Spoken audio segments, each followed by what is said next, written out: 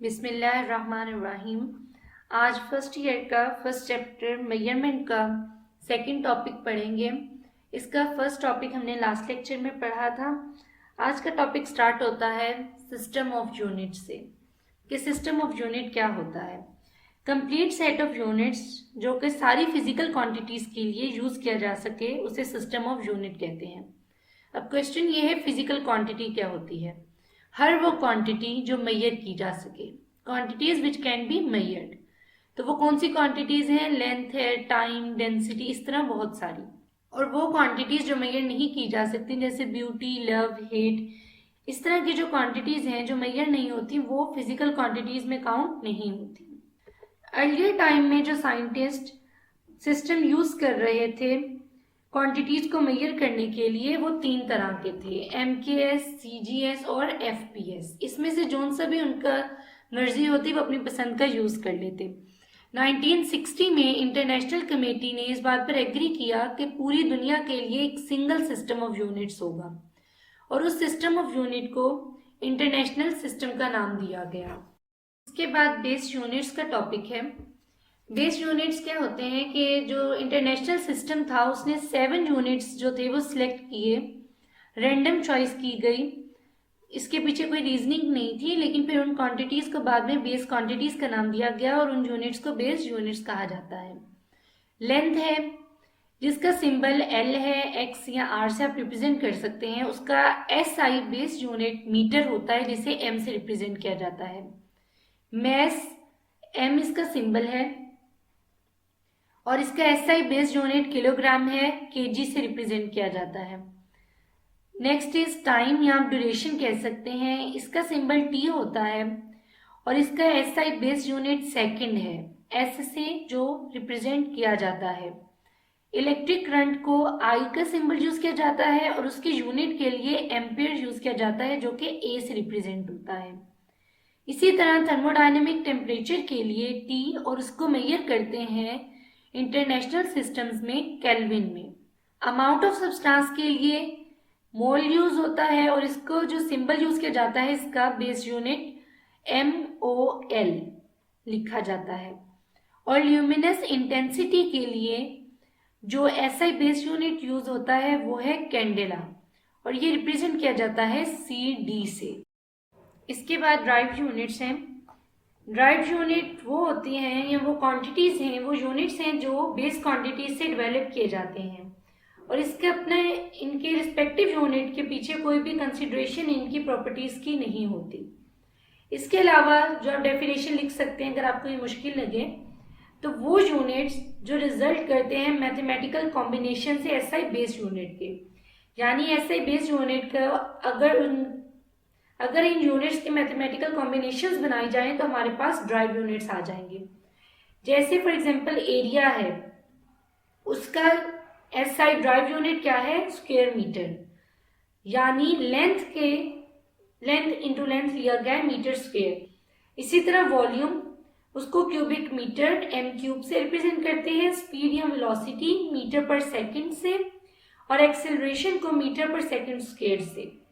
आप देखेंगे drive units की जो भी सारी वैल्यूज आ रही हैं वो सारी SI बेस्ड यूनिट्स को कंबाइन करके ली जा रही हैं। जो थर्ड टाइप है यूनिट्स की वो है सप्लीमेंट्री यूनिट्स।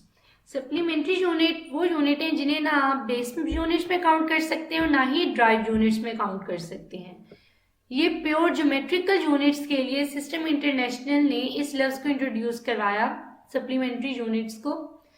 जो रेडियन और स्टे रेडियन है ये दोनों सप्लीमेंट्री यूनिट्स हैं। ये प्योर ज्योमेट्रिकल यूनिट है, इनके लिए सप्लीमेंट्री यूनिट का एक नाम लिया गया। अब हम इस चीज को पढ़ते हैं इन डिटेल के रेडियन क्या है और स्टे रेडियन क्या है। रेडियन आपके पास यूनिट है प्लेन एंगल का। प्लेन एंगल सिंपल वही एंगल है जो आप लेते हैं। प्लेन का लफ्ज इधर स्पेशल इसलिए यूज किया गया ताकि स्टे रेडियन में जो एंगल लिया जाएगा उससे डिफ्रेंशिएट किया जा सके। तो ये यूनिट है प्लेन एंगल का। अब इसमें क्वेश्चन है कि 1 रेडियन किसके इक्वल होता है।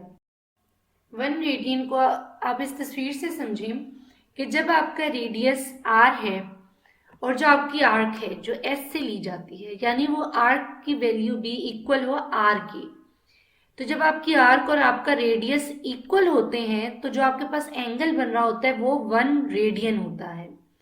1 radian is the angle subtended at the center of a circle by an arc with the length equal to the radius of the circle। यही स्टेटमेंट आपकी बुक में लिखी हुई है। यहां से आपको अब समझ आई हो कि इस तस्वीर के साथ कि रेडियन क्या होता है। अब आगे इसकी मैथमेटिकल कैलकुलेशंस हैं।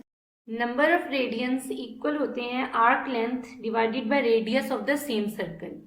आर्क लेंथ को आप रिप्रेजेंट करेंगे S से और radius of the circle R से। तो S बाय R से आप number of radians find out कर सकते हैं। इसके बाद रिलेशन है रेडियन की मेजरमेंट का और डिग्री की मेजरमेंट का। नंबर ऑफ डिग्रीज जो एक रेवोल्यूशन में होते हैं पूरे स्फीयर के अंदर, सर्कल के अंदर, वो 360 डिग्री। तो जो नंबर ऑफ रेडियंस है एक रेवोल्यूशन में, वो आप इस तरह से फाइंड कर सकते हैं कि सर्कमफेरेंस ऑफ सर्कल को डिवाइड कर दें radius of the same circle से। तो 2 पाई r सर्कमफेरेंस है, इसको डिवाइड करेंगे आप रेडियस ऑफ सर्कल r से, तो r से कट जाएगा तो आपके पास 2 पाई रेडियन आ जाएगा।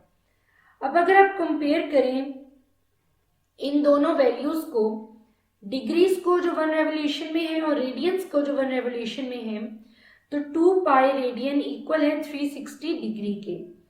अब इस तरह 1 रेडियन कितने के इक्वल होगा? 360 डिवाइडेड बाई 2 पाई के। तो आपके पास वैल्यू आ जाएगी 57.3 डिग्री के 1 रेडियन में 57.3 डिग्री एंगल्स होते हैं।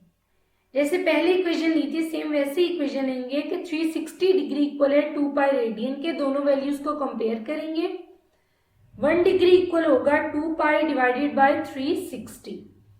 तो आपके पास जब आप पाई की वैल्यू पुट करेंगे तो 1 डिग्री इक्वल आ जाएगा 0.01745 रेडियन के, यानी 1 डिग्री के अंदर 0.01745 रेडियंस होते हैं। इस तरह से आप रेडियन से रिलेटेड जो मैथमेटिकल कैलकुलेशंस होंगी वो इन वैल्यूज से आप सॉल्व करेंगे। अब इसके बाद आपके पास टॉपिक है स्टे रेडियन का। स्टे रेडियन यूनिट होता है सॉलिड एंगल का। अब इधर क्वेश्चन ये है कि सॉलिड एंगल क्या होता है। आप इसको इस तस्वीर से समझें कि जो नॉर्मल लाइंस होती हैं अगर वो बाउंड्री से इस तरह से ड्रॉ की जाएं, स्फीयर की सरफेस से इस तरह से ड्रॉ की जाएं सेंटर की तरफ के वो कोन बना दें। जैसे ये आपको कोन नजर आ रही है, इस तरह कोन बना दें इस ब्लैक सरफेस से, इस तरह से लाइन टुवर्ड सेंटर आए कि आपके पास कोन की शेप बन रही हो, तो वो आपके पास सॉलिड एंगल होता है। अब आपके पास स्टे रेडियन क्या होता है? अगर जो इस कोन का रेडियस है, आर रेडियस जो इस कोन का है, ये जो एरिया आ रहा है आर स्क्वायर, ये रेडियस का स्क्वायर हो, तो फिर आपके पास स्टे रेडियन होता है। सॉलिड एंगल के लिए जो यूनिट है वो है स्टे रेडियन। अब मैंने आपको बताया कि यूनिट क्या है और स्टे रेडियन क्या है, सॉलिड एंगल का आपको बताया। अब आप इसके स्टेटमेंट देखें। The solid angle subtended at the centre of sphere by an area of its surface, जो शेडेड एरिया है, area of its surface equal to the square of radius of that sphere, कि R जो radius है उसके square की equal है, तो ये स्टे रेडियन होगा। मैथमेटिकल इसकी कैलकुलेशंस हैं। नंबर ऑफ स्टे रेडियन आप स्फीयर की कैसे फाइंड करेंगे? आप एरिया ऑफ स्फीयर को डिवाइड कर देंगे आर स्क्वायर से, नंबर ऑफ स्टे रेडियंस आपके पास आ जाएंगे। एरिया ऑफ स्फीयर है 4 पाई आर स्क्वायर, पूरे स्फीयर का एरिया, उसको डिवाइड किया आर स्क्वायर से, और पाई की वैल्यू आप पुट करेंगे आर स्क्वायर से सिंप्लीफाई हो जाएगा, तो आपके पास 4 पाई आ जाएगा। यानी एक स्फीयर जो है उसके अंदर 4 पाई स्टे रेडियन होते हैं। पाई की आप वैल्यू पुट करें 3.14, तो आपको वैल्यू मिलेगी 12.56 स्टे रेडियन, यानी एक स्फीयर के अंदर 12.56 स्टे रेडियंस होते हैं। ये था हमारा आज का लेक्चर। आई होप आपको आज का लेक्चर क्लियर हुआ होगा। अगर आपकी कोई भी कंफ्यूजन हो तो आप कमेंट सेक्शन में पूछ सकते हैं। वीडियो को लाइक करें, कमेंट करें और अपने क्लासमेट्स के साथ, अपने फ्रेंड्स के साथ इसको ज़रूर शेयर करें और चैनल को सब्सक्राइब करना ना भूलें।